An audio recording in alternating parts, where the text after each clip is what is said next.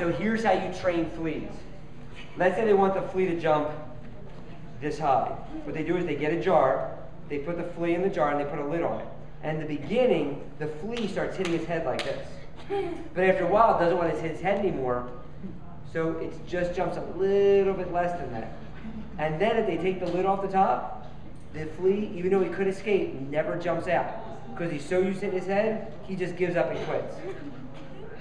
Well, we got to make sure that we don't do the same thing. Let's say we're studying in school for a test, and we don't get a good grade.